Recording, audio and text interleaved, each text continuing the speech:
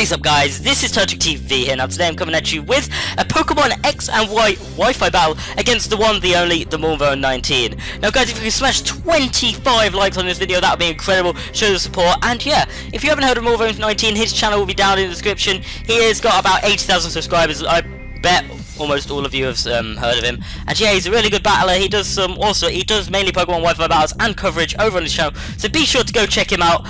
And yeah, this is a UU Wi-Fi battle we had. You can see our teams down there. My team is looking pretty goddamn powerful, if you ask me. I've got that Crobat, the Lucario, the Arcanine, the Cresselia, the Suicune, and the Porygon 2, and you can see his team there.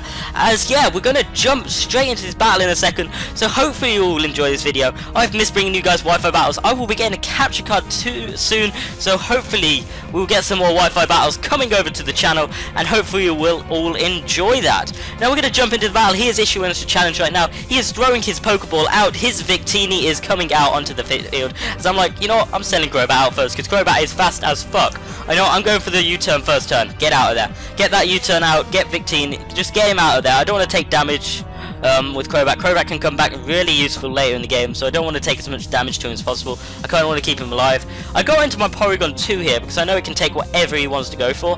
As he goes to the Zen Headbutt here, and I'm like, okay, take that Zen Headbutt like a champ, Porygon. Just take it like a champ. He takes it like a champ, and he goes out into his Ampharos here, and I'm like, okay, his Ampharos is out, I'm going to hit him with that Tri-Attack. I'm like, because I was going to hit the Victini, I just wanted to get a Tri-Attack, so I knew it would hit anything on his team.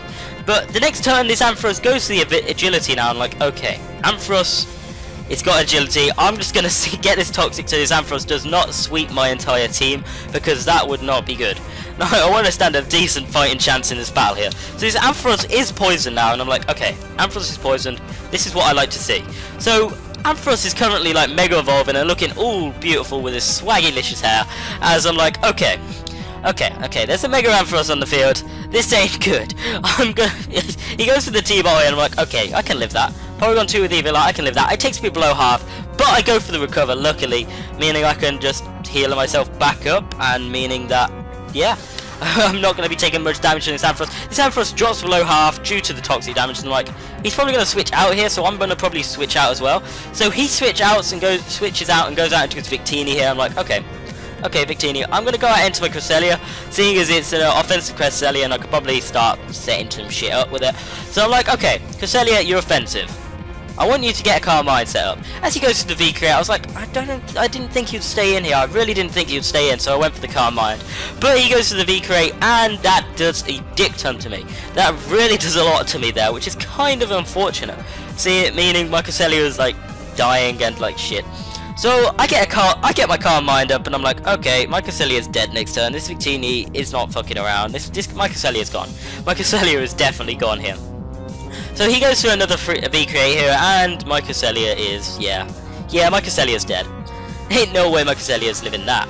So this Victini is just sitting in here killing all my motherfucking Pokemon right now, seeing as he is 6'4" up at the minute, 6'5" up at the minute, seeing as I've just lost a Pokemon and he hasn't lost any yet.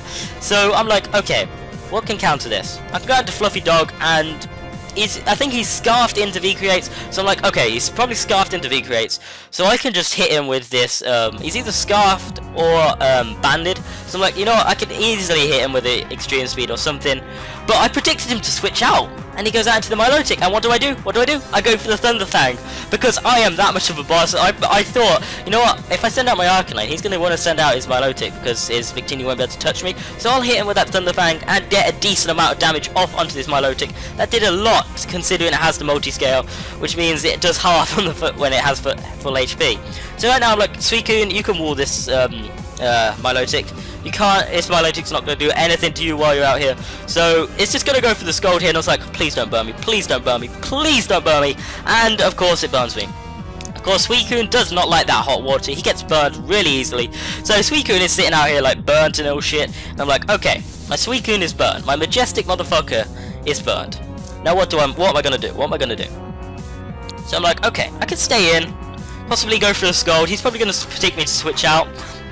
I don't want to play that over switching game. I'm going to go for the Scald and hope to hit his Victini if he decides to bring it in, which he does bring in as I hit him with that Scald, and his Victini is gone.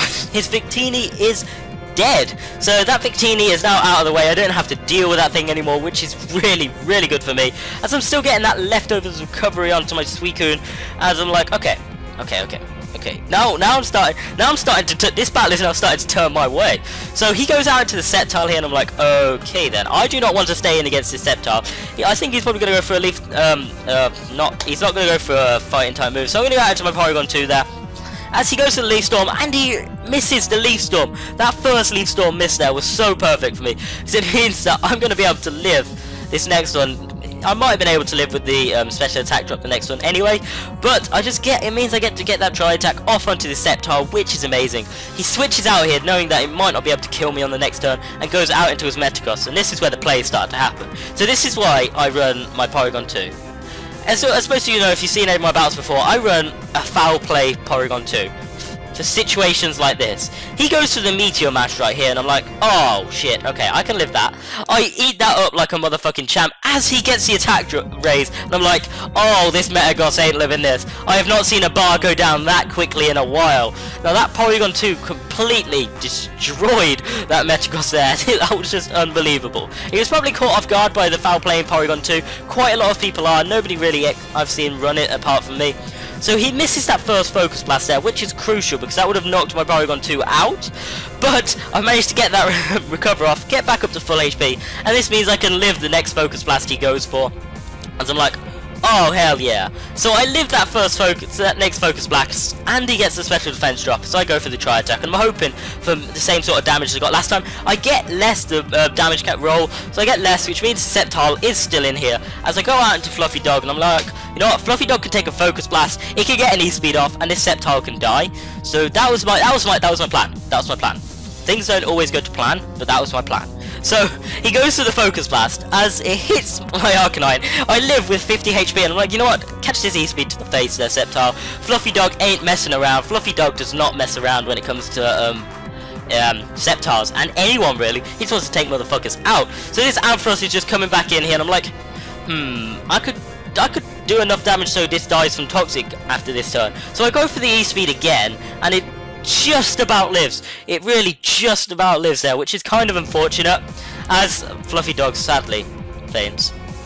I know it's a tough time for all of us seeing Fluffy Dog faint like that, but his Ampharos still lives, which is kind of, well, not kind of, which is unfortunate, but I still have my Lucario with that E-Speed left on the team, which means I can just go out to my Lucario, catch this E-Speed to the face, Ampharos. You ain't living that, and that Ampharos is down. So right now I'm sitting here pretty with 4-2 up. I've got my Lucario, Crobat, Porygon 2 and Suicune left, as he has got his Milotic and his Umbreon left. So I'm like, you know what, guards to Suicune, this is the thing that can wall this Cresselia by miles. So we go out into Suicune here, and we're like, okay. He's obviously going to go for the Scald here. There's no messing around about it. He's probably hoping for the burn on my Lucario. As he gets a bit more leftovers recovering, I'm like, okay, Suicune, hey, come through for me here. Majestic motherfucker, you better come through for me, and you better burn him with this first Scald. I was like, okay, if he doesn't burn him with his first Scald, this could actually mean me losing here. This is how much it was coming down to, if I was going to burn him with this first Scald or not. So I was like, okay, I got to burn him. I got to burn him with this Scald now. As I was like, please just burn him, please. I hit him with that Scald there, and guess what I do? I burn him. I burn the Milotic with the first Scald, and that goes my laptop charger, but I burn the Milotic with this first Scald, which is actually incredible. I was like, okay, that's just won me the game. That burn has literally just won me the game. So right now, my Milotic is just like, shit. My Suicune is coming down to quite low HP, and we all know he doesn't play around about that life. So we're like, okay, Suicune, yep, you're going to rest up here, and that's about it. You're going to rest up, you're going to lose that burn damage, you're get back up to full HP, and you're going to sleep talk, Scald, and Ice Beam your way to victory here against this Milotic. Now, seeing as the situation he was in, he kind of understood that, like, his, he wasn't really in the best situation here, as you can see. As he's getting hurt by his burn, his Milotic is obviously going to slowly die. So he forfeits there, knowing that he was probably going to lose in the end. But it was a really good battle. Thank you so much to Mulvone19 for battling me. This battle was a little while ago, but I really enjoyed it, and hopefully I can battle him sometime in the future for a rematch if he wants it. I'm offering it here right now, mate. But if you want a rematch, I'm so up for it. I'd love to battle you again. And yeah, thanks for watching, guys. Turtwig out.